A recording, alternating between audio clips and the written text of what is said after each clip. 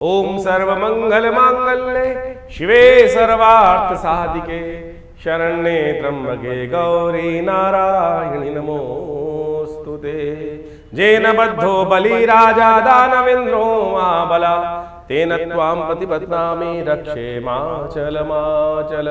गंगा तरंग रमणीय जटा कलापम गौरी निरंतर विभूषित वाम भागम नारायण प्रिय मनंगम दापहारम वाराणसी कुलपतिम भज विश्वनाथम।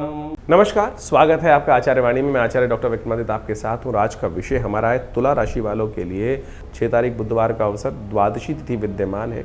बुध प्रदोष का योग बनकर तैयार है आपकी राशि के दृष्टिकोण से। बुध प्रदोष, देखिए इन दिनों बुध महाराज चल रहे हैं अस्त और बहुत जल्दी उदय हो जाएंगे। फिर महालक्ष्मी योग का निर्माण भी शुक्र के साथ करने का अच्छा रास्ता बनाते दिखाई दे रहे हैं। तो ऐसे में सफलता का, उन्नति का योग बड़े अच्छे से आपके लिए बनेगा। चीज़ों को बहुत बढ़िया तरीके से, जो अभी थोड़ी सी आपके हाथ से निकलती दिखाई दे रही हैं, वो बहुत बढ़िया तरीके से आप उसको आगे बढ़ाने का योग बना सकते हैं। ऐसे में एक काम करें, बुधवार के दिन हो सके तो दही के द्वारा दही का दान करें, भगवान का अभिषेक करें या भगवान गणेश का सुंदर स्तवन करें। आपके लिए सुंदर योग बनने के रास्ते बनेंगे। 7 तारीख बृहस्पतिवार का अवसर, त्रयोदशी तिथि विद्यमान है और ग्रह नक्षत्रों का योगा योग देखें परिवर्तन की तरफ जा रहा है। और ये परिवर्तन आपकी राशि के दृष्टिकोण से थोड़ा स्वास्थ्य का ध्यान रखने की जरूरत पड़ेगी। स्वास्थ्य का ध्यान रखें, जल्दबाजी ना करें कार्यों में, तो कहीं ना कहीं स्वास्थ्य संबंधी समस्याएं थोड़ी परेशानी करने के योग दे सकते हैं। अननेसेसरी के खर्चे बढ़ने के योग आपकी राशि में बनते दिखाई दे रहे हैं। केले का पूजन करें, केले का दान करें, पीली चीज़ों का दान करना आपके लिए अच्छा रहेगा। आपकी राशि के दृष्टिकोण से हम बात कर लेते हैं 8 तारीख का। और तुला राशि वालों के लिए 8 अगस्त का दिन ग्रह नक्षत्रों का क्या योग बना रहा है। सत्यव्रत इस दिन रहेगा, साथ साथ हयग्रीव भगवान की जयंती रहेगी। चतुर्दशी तिथि का योग है।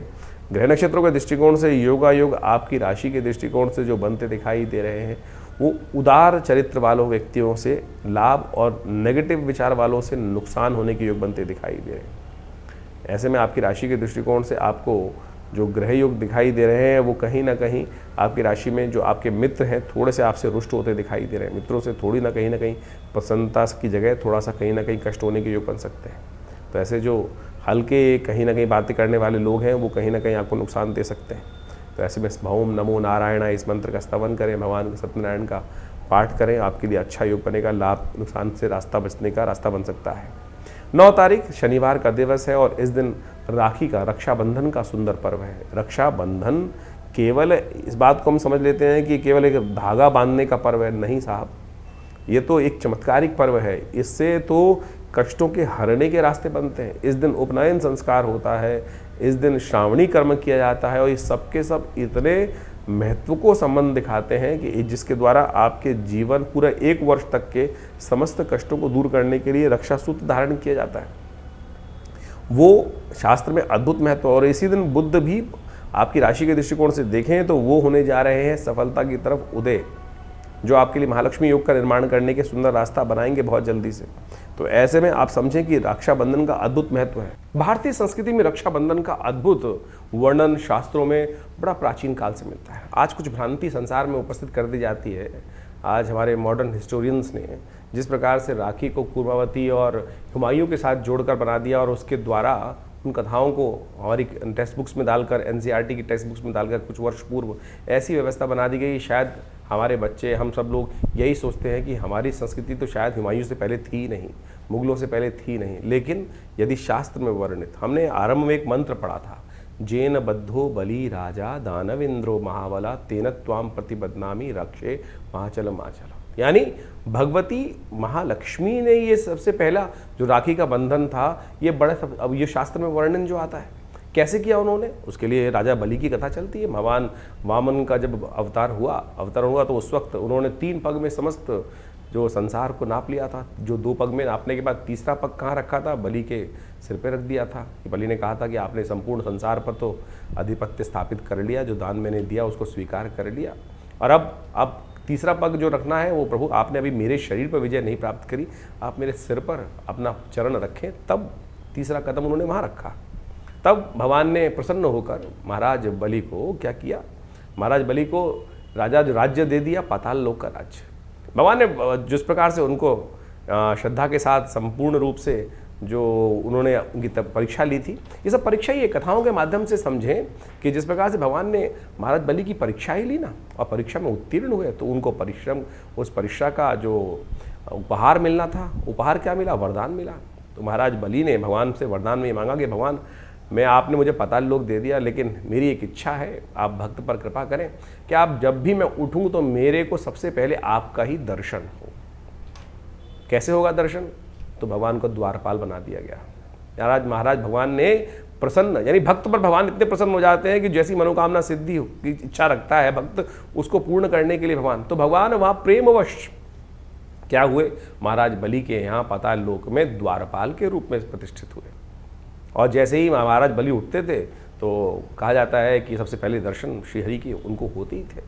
ये श्रद्धा भाव विश्वास की कथा है, इसको समझने के लिए बहुत ज़्यादा भक्त बुद्धि ही चाहिए, तब जाके समझ में आएगा। कहा जाता है भगवती जो लक्ष्मी थी बड़ी दुखी हुई कि भगवान को वहाँ उन्होंने बांध के रख लिया, मोहवश आपने भक्त जाल में फंसा लिया। तो भगवती ने क्या किया? वहाँ जाकर महाराज बलि के समक्ष उपस्थित हुई और उनको इस श्रावणी कर्म करते हुए, इस जो सावन का महीने की पूर्णिमा के तिथि के दिन वहाँ जाकर उनको रक्षाबंधन बांधा। अब रक्षाबंधन बांधा जाता है तो बहन को कुछ ना कुछ देने की परंपरा है और वचन दिया जाता है। तब उन्हें कहा, जेन बद्धो बलि राजा दानवेंद्रो महाबला। तो ये विशेष तौर पर रक्षा सूत्र भी है और साथ साथ बहन के साथ भाई का प्रेम भी है।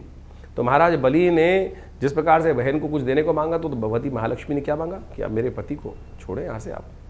तो वहाँ से भगवान पुनः वापस भगवती लेके चली गई। तो यानी ये परंपरा, ये कथा का माध्यम हम आपको समझाने का प्रयास कर रहे हैं, तो इस भ्रांति को हटाएं। शास्त्र बड़े ही वृहद वर्णित हैं, इन सब चीज़ों अनादिकाल से परंपरा रही है, लेकिन हमारी संस्कृति को जिस प्रकार से तोड़ने का कार्य किया वो बहुत गलत लोगों ने, और हम उसको समझ में नहीं पाते हैं। पौराणिक काल से इन कथाओं के माध्यम से हमको समझ में आता है। इसके अलावा और समझें, ये केवल भाई बहन का बंधन नहीं है।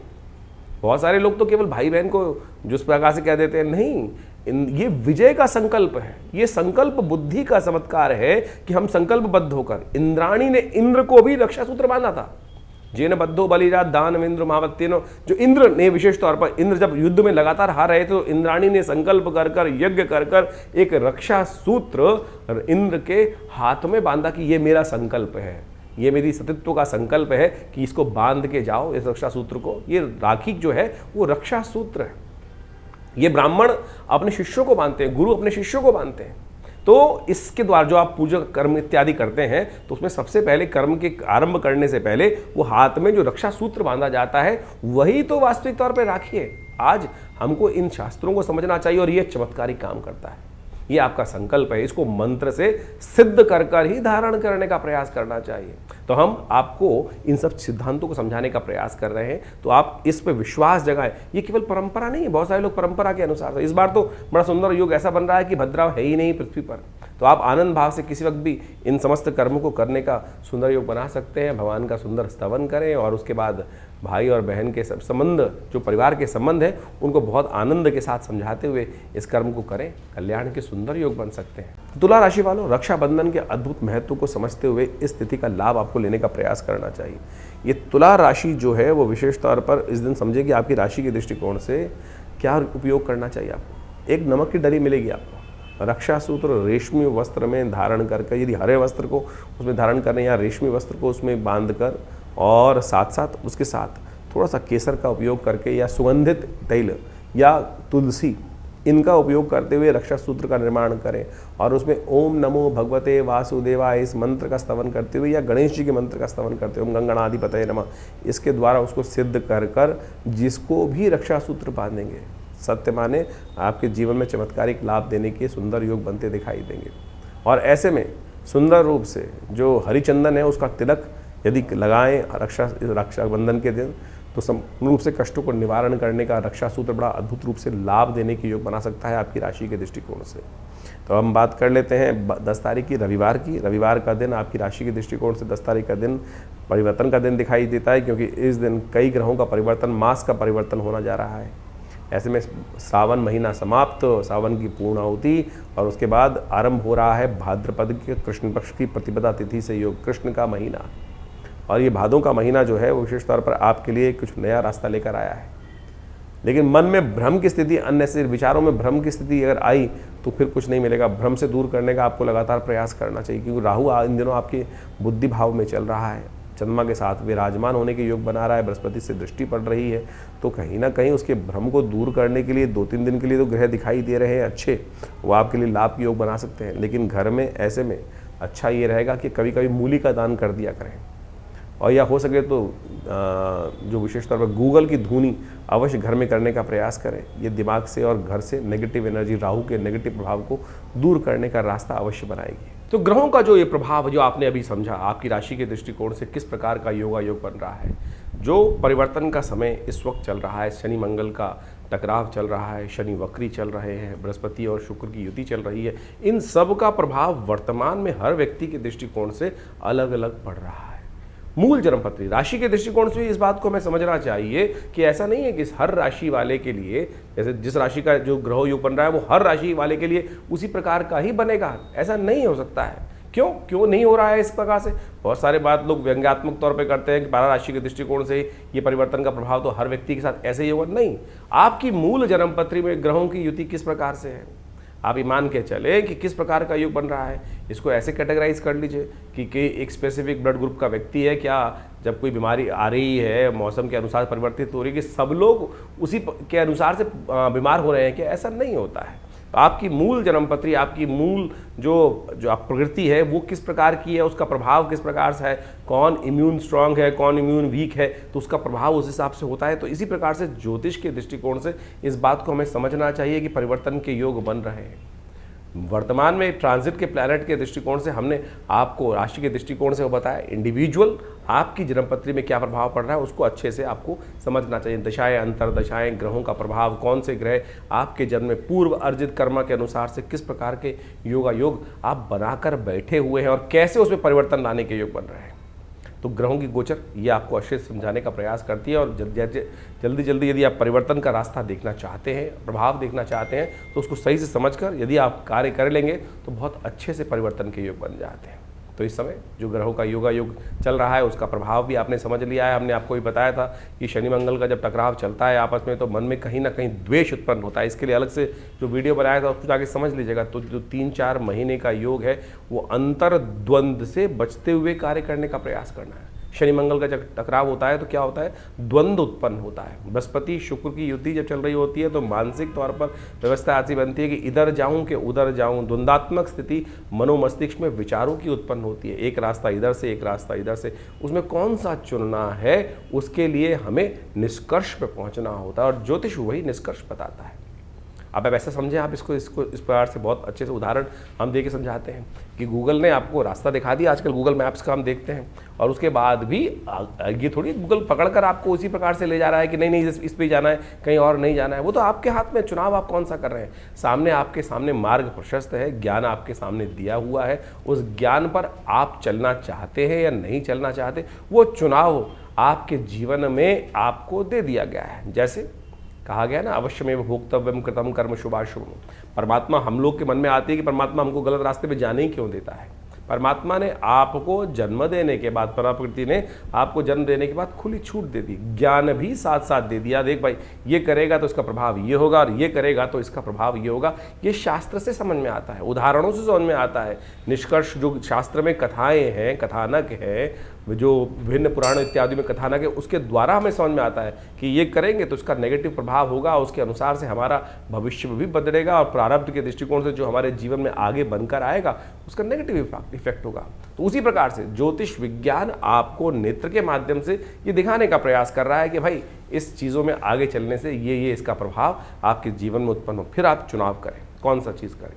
और बहुत सारे लोगों के मन में एक भाव होता है कि उपाय जो करते हैं उसका प्रभाव होता है, नहीं होता। क्यों नहीं होता उपाय का प्रभाव? हजारों लोगों के जीवन में परिवर्तन का योग बनता है। हम तो नित्यपति देखते हैं, जब प्रार्थना, अनेक प्रकार के शास्त्र में वर्णित उपाय, चाहे वो किसी प्रकार के भी हों, जिस शास्त्र जिसका अनुभव, जिस विद्वान का अनुभव हुआ, उन्होंने वो उपायों को शास्त्र में वर्णित किया, उनका प्रभाव बिल्कुल होता है। हर एक्शन का कुछ ना कुछ रिएक्शन है ही, इस बात को हमें समझना चाहिए। तो शास्त्र में अनेक मनोकामनाओं की सिद्धि करने के लिए जो रास्ते बताए गए हैं वो समस्त आपके जीवन में कल्याण का योग देते हैं। इस वक्त तो सावन का सुंदर महीना चल रहा है, कुछ ही दिन बाकी हैं सावन के महीने में। कोशिश ये करें भगवान की शरणागति प्राप्त करने का प्रयास करें। देखिए, 9 ग्रह आपके जीवन में बहुत सारे खेल खेलते हैं, बहुत सारे खेल आते हैं, अच्छे बुरे सब प्रकार के आते हैं, लेकिन भावी मेट सके त्रिपुरारी, ये भाव से हम ध्यान रखना चाहिए। तुलसी बाबा ने बड़े सुंदर रूप से लिखा है कि हमारे जीवन के जो कष्ट हैं वो कौन मेट सकते हैं? भगवान शंकर ही मेट सकते हैं। और भगवान शंकर का अनुग्रह, ये 10वां ग्रह है, इसका अनुसरण करने का प्रयास करो। 9 ग्रह तो जो खेल खेलेंगे खेलेंगे, ब्रह्मा मुरारी त्रिपुरा अंतरकारी भानु शशि भूमि सुतो बुधश्च, ये सब तो ग्रह चलते ही रहेंगे, लेकिन इसके बाद भी जो 10वां ग्रह है प्रभु का अनुग्रह हम प्राप्त करने का प्रयास करें। शिवरात्रि नवरात्रों में, विशेष तौर पर सावन के महीने में विशेष कार्यक्रम चलते हैं, हर क्षेत्र में चलते हैं, भारत के क्या पूरे विश्व में जहाँ जहाँ सनातन की पद्धति रही, वो जहाँ जिस प्रकार भी योग होते हैं, लोग भगवान की शरणागति प्राप्त करते हैं। और कथाओं के माध्यम से वो विश्वास जागना चाहिए कि एक लोटा जल भी भगवान शंकर को यदि अर्पित करेंगे तो बहुत सारे कष्टों से निवारण करने का ये विश्वास है हमारा, ये संस्कृति का विश्वास है। और ये अनुभव भी है कि भगवान समस्त कष्टों को हर लेते हैं। जैसे दूध अगर डालेंगे भगवान शंकर पुष्टि के योग बनेंगे। भगवान के अपने मनोरथ सिद्ध करने के लिए अनेक अनेक प्रकार से अनेक अनेक विधान शास्त्र में उपस्थित किए गए हैं। तो इस वक्त रुद्राभिषेक का समय चल रहा है, तो कोशिश करें अपनी श्रद्धा के अनुसार से भगवान को जल अर्पित करें, दूध से भगवान का अभिषेक करें, दही से भगवान का अभिषेक करें, घी से भगवान का अभिषेक करें, इच्छू रस गन्ने के रस से भगवान का अभिषेक करें।